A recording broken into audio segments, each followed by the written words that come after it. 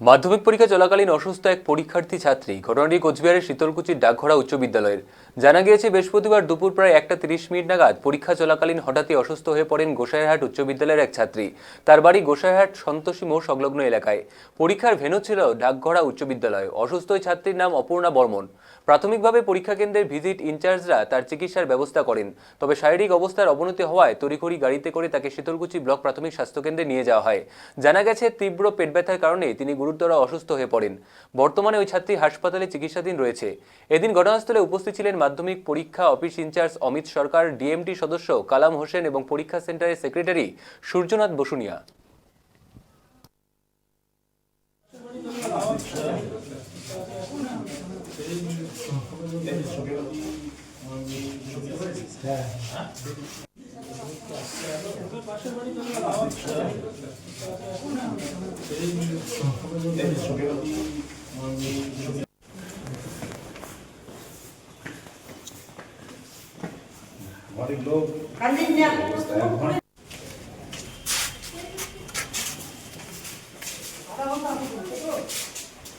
আচ্ছা, এই মেয়েটি গোসাইহাট হাই স্কুলের ডাকঘরা ভেন্যুতে পরীক্ষা দিচ্ছিল।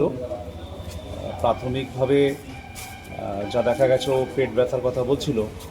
দায়িত্বপ্রাপ্ত যারা স্বাস্থ্য আধিকারিক ছিলেন ওনারা চেষ্টা করেছেন সেখানে। এরপরে যখন ওনারা সাজেস্ট করলেন যে হসপিটালে ট্রান্সফার করা দরকার, আমরা খুব দ্রুতগতিতে হসপিটালে নিয়ে আসি। এখন শীতলকুচি ব্লক প্রাইমারি হেলথ সেন্টারে চিকিৎসা চলছে। আমরা পরীক্ষা ব্যবস্থার জন্য রেডি আছি। যদিও পরীক্ষা দেওয়ার মতো পরিস্থিতি চলে আসে, ওই যতটুকু সময় পায় আমরা নিশ্চয়ই তাকে বাকি পরীক্ষাটা দেওয়ার ব্যবস্থা করে দেবো। আমার নাম সূর্যনাথ বসুনিয়া। ছাত্রীটার নাম? ছাত্রী হচ্ছে অপর্ণা বর্মন, বাবার নাম অমল বর্মন। এখানে সন্তোষী মোড় বলে একটি জায়গা আছে, ওখানে। বললাম যদি নির্দিষ্ট সময়ের মধ্যে সুস্থ না হয় তাহলে কি পরে এক্সট্রা টাইম তাকে দেওয়া হবে?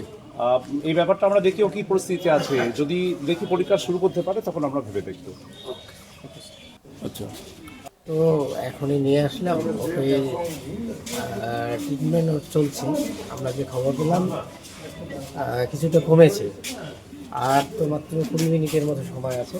যদি সে এর মধ্যে সুস্থ হয়ে যায় তাহলে পরীক্ষা দিতে পারবে। Thank you sir.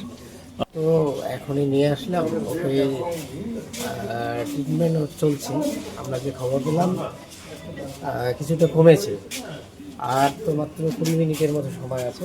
যদি সে এর মধ্যে সুস্থ হয়ে যায় তাহলে পরীক্ষা দিতে পারবে। Thank you sir. তো এখন